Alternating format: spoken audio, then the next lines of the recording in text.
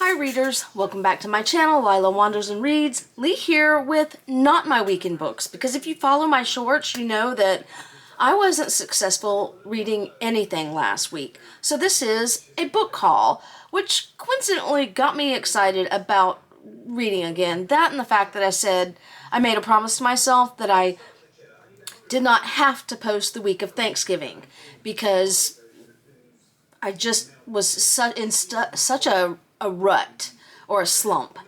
Anyway, we have a new local bookstore, independent bookstore in our town, and it opened up. I got a sneak peek Thursday night, and I came home. My intent was to go in and buy nonfiction books that night, and then Saturday when they opened, buy fiction books. I didn't 100% fulfill that goal, but I will tell you what I got.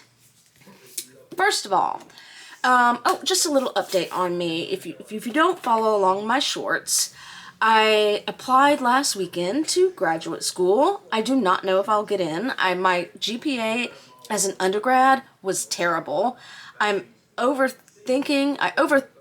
my paper that I had to write on a subject, and I'm still overthinking about it. So I go from high to low thinking, oh, my resume is good enough, and I think my recommenders wrote me good recommendation letters. So I think, oh yeah, I'll get in, and then I think, no. So highs and lows, part of the reason I'm having a slump. But one of the first books, regardless, I'm going to move on with my own personal study. And one of the first books I snapped up was They Thought They Were Free, The Germans, 1933 to 1945 by Milton with an afterword by Richard J. Evans, a noted historian who is one I've read. In this, Meyer was an American journalist of German and Jewish descent, traveled to Germany in 1935 in an attempt to secure an interview with Hitler. He failed, but what he saw in Berlin chilled him. He quickly determined that Hitler wasn't the person he needed to talk to after all. Nazism, he realized, truly was a mass movement. He needed to talk with the average German. After the war, he found 10, and his discussions with them of Nazism, of the rise of the Reich, and mass complicity, Lee, I can't talk, with evil became the backbone of this book, an indictment of the ordinary German that is all more powerful for its refusal to let the rest of us pretend that our moment, our society, our country are fundamentally immune. The afterword is new to this edition, and it puts the book in historical and contemporary context. We live in an age of fervid politics and hyperbolic rhetoric. They Thought They Were Free cuts through the noise, revealing instead the slow accretions of change, complicity, and abdication of moral authority that quietly mark the rise of evil. I wish this would be in one of my classes. So this is published, I don't remember. I can't find it. Anywho, not the point. Really look forward to reading this. Again, I hope that this is required reading in one of my classes, but I don't know if I get in. Okay, next up. And today is Saturday. It's the last day of the International Conference on World War II at the World War II Museum. And I was busy today, so I didn't get to watch it live, but they do have recordings up on YouTube.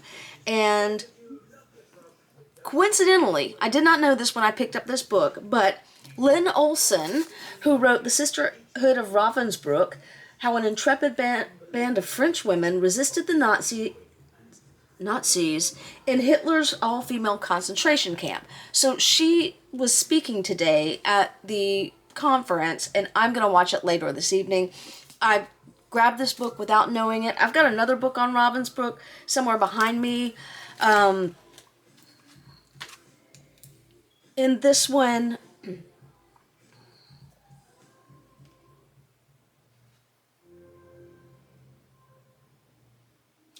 Already well practiced in sabotaging the Nazis in occupied France, these women joined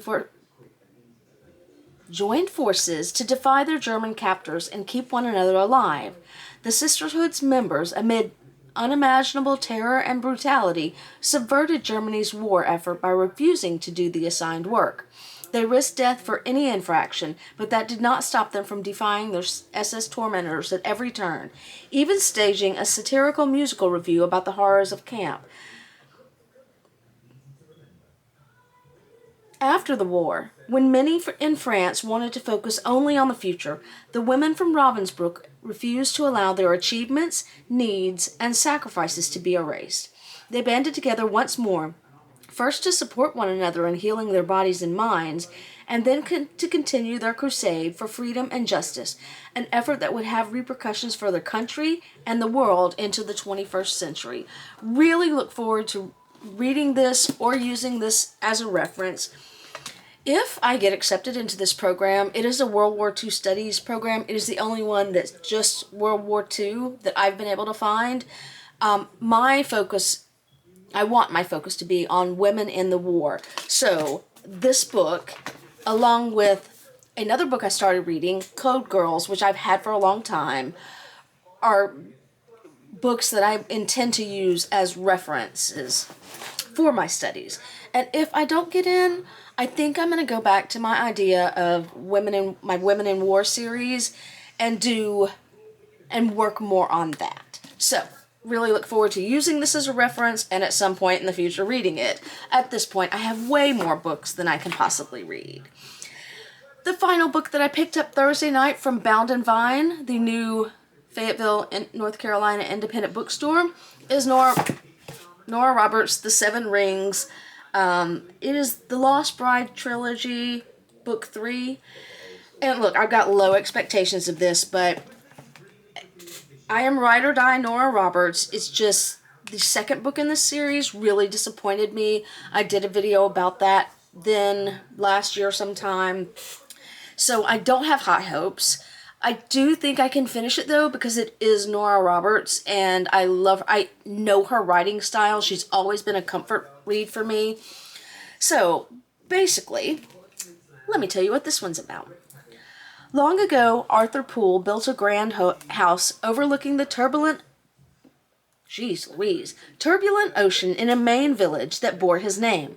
Today, Sonia McTavish lives in that house, a manor that has been cursed for generations. Within its walls, she has witnessed the deaths of 7 brides and the thefts, God, this is a tongue twister, of 7 wedding rings. And now, to break the curse and banish a malevolent spirit once and for all, a difficult task must be completed. After Sonia, her boyfriend Trey, and their friends are forced to hear, see, and feel the suffering of the house's many ghosts as their torment is reenacted by the evil presence. God, that's a long sentence too. Their bond only strengthens and their anger is renewed. Refusing to let her spirit be broken, Sonia searches each room for clues to her ancestors' hidden story, putting the picture together, unearthing small treasures, and uncovering the moments of joy that existed among the sorrows. She's determined to bring light to this haunted place, to fill it with people, with life and hope once again. But the enemy in the black dress continues to hover, to come at her in frightening forms. They may be illusions, but illusions can be powerful enough to wound and kill. She feeds on fear, and lies are her weapon. This dark-hearted witch wants to be mistress of Poole Manor at any cost, and Sonia will need to fight a battle across 2 realms to finally take possession of the house on the cliff top and her own future. This series started with so much promise. I actually really loved at least most of the first book. It was setting everything up. Sonia walks in to find her, at that time, fiance sleeping with one of her bridesmaids or something like that. And so that was really fun. The middle dragged for me a little bit. I hope this picks up. I'll let you know what I think about it. And it was a small book haul. I got 5 more books today. I'll do another book haul on that next week probably. Again, I'm making no promises to myself or anyone else the week of Thanksgiving. I will post if I want to, and if I feel like it, but no pressure. So, one other thing I will get back to on this video is I am going to start putting links to bookshop.org for these books if you're interested in any of them. I also plan on changing my bookshop and org store to support Bound and Vine, which is my local independent bookstore. If you click on these links, they will take you to my page. I think I might get some credit on that, but I do not need to buy any more books. But I always encourage people to shop at their local bookstore as well. Support independent bookstores. Anywho, I'm just making noise over here. That is it for me. Again, no pressure on myself to do anything this week.